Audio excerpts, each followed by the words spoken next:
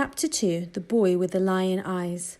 The rest of the day, I kept sneaking glances over my shoulder at the new boy and noticed that everyone else was doing the same. Most of the time, he kept his head down low, but every so often, I'd catch him staring right back at us. He had the strangest coloured eyes I'd ever seen, like a bright ocean, but on a half-sunny, half-cloudy day. They were grey and silvery blue, with specks of golden brown. They reminded me of a program I saw about lions once. The camera operator had zoomed into a lion's face so much that its eyes had taken up the whole screen. The new boy's eyes were like those lions' eyes. They made you want to never stop staring. When Tom joined our class last year, I had stared at him a lot too. I didn't mean to, but I kept imagining that he came from an American spy family, like the ones you see in the movies. He told me later that he had thought that there was something wrong with me. The new boy probably thought there was something wrong with me too, but it's hard to stop staring at new people, especially when they have eyes like a lion's. We had geography in first period that morning, so we couldn't get up to say hello to the new boy. Then at break time, I looked around the playground for him, but couldn't see him anywhere. In second period, we had PE, but the new boy didn't join in. He sat in the corner staring at his rucksack, which was red, with a black stripe on it, and looked very dirty. I thought he must have forgotten his PE kit because his bag looked empty and saggy. I tried waving at him, but he never looked up, not even once. Whenever we do PE, I like to pretend that I'm training to join Tintin on an adventure and have to be super fastest human being on the planet. The only problem is my legs aren't long, as I wanted them to be yet. So even when I jump as hard as I can, I always get stuck in the middle of the vault. Every birthday, I make a wish that I'll grow at least 4 inches taller, and I drink as much milk as I can so that my bones will stretch. But even though I'm 9 3/4 now, I've only grown 1.5 inches since my last birthday, or at least that's what my mum says.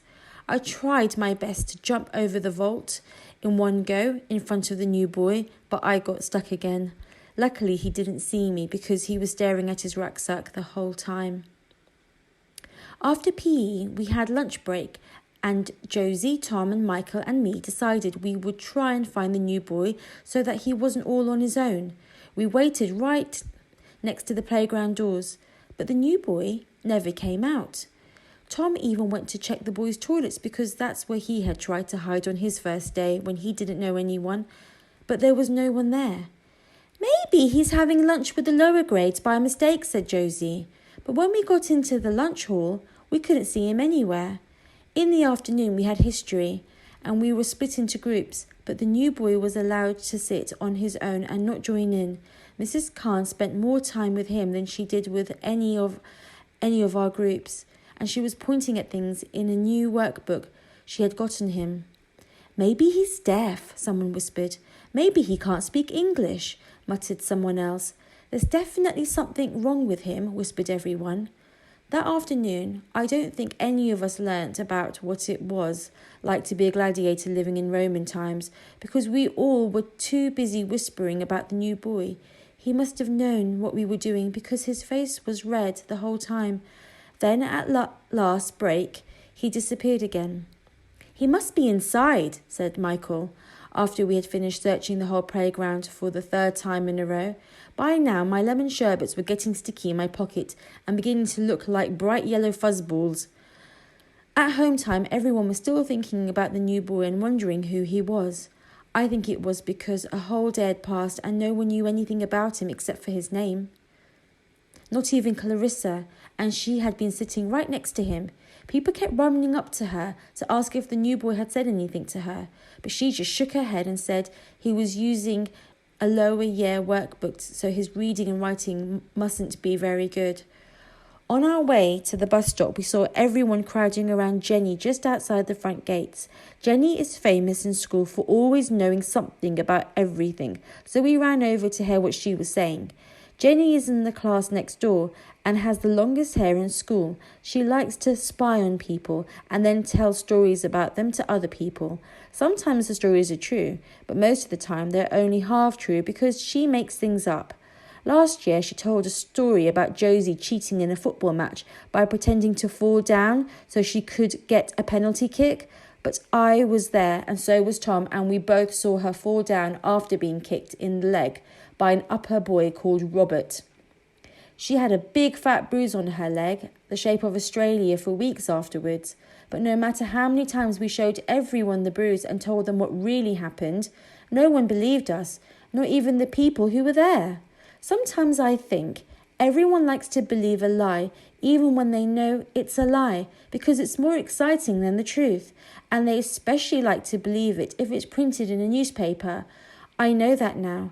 I also know why Mum says politicians are liars and always shouts at them whenever they come on the telly.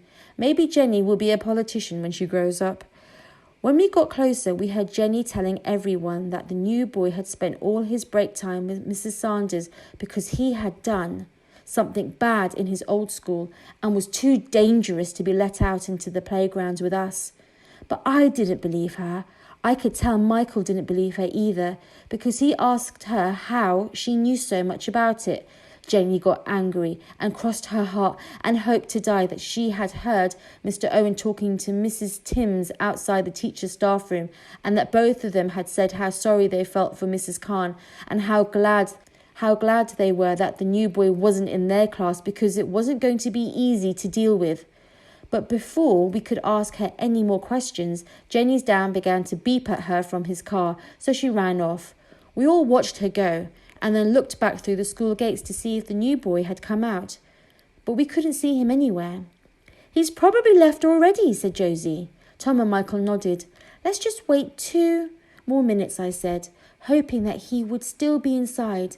And I was glad I did, because a few seconds later, the new boy came out into the playground.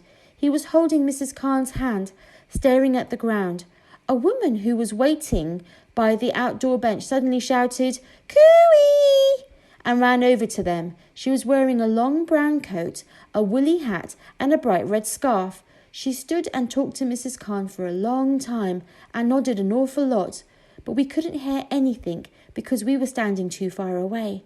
"I wonder if that's his mum," said Joey. I didn't think so because the new boy didn't hug her at all and seemed shy around her. "Come on," said Michael. He was pointing to his watch, which was beeping like a submarine. Michael had a special watch that tells him when the next bus is coming. It's meant to help him get to places on time. I've only ever seen it make him bump into things more quickly. "No, wait," I said, and before I could think about it too much, I ran over to where the new boy was standing. "Hello," I said, tapping him on the shoulder. Mrs. Khan and the woman in the red scarf looked down at me as I reached into my pocket and got out the lemon sherbet. "Here," I said, holding it out. I was a little bit embarrassed because by now the sherbet was covered in fluff, but it was still good enough to eat. That's a good thing about lemon sherbets. No matter how bad they look, they still always taste delicious. I think I must have spoken too loudly because the new boy took a step away from me as though he was frightened. "It's all right, Ahmet. You can take it," said the woman, motioning to him with her hands as if she was speaking in sign language. But the new boy grabbed her hand and hid his face behind her arm. I didn't know what to do because I've never really scared anyone so much before that they wanted to hide away from me. The woman spoke to him gently again, and after a few seconds, he took the sherbet and looked straight at me with his lion eyes before hiding away again. "Thank you," said the woman. She looked at me and gave me a smile. I liked her deep brown eyes because they seemed kind and her bright pink cheeks. But what I liked best of all was how her long blonde hair swirled around in the wind from underneath her hat. "Ahmet will enjoy that on the ride home." I nodded and then ran back to where Josie and Tom and Michael were waiting for me. I felt extra happy because Mrs. Khan had smiled at me with her whole face and had given me a wink too, just like my dad used to whenever he thought I had done something good or when he was teasing my mum. When I'm a grown-up, I'm going to wink at people just like he used to and make them feel special too. And as we made our way home, I decided that the next day, whenever I saw the new boy staring at me, I was going to give him just as many winks as I could.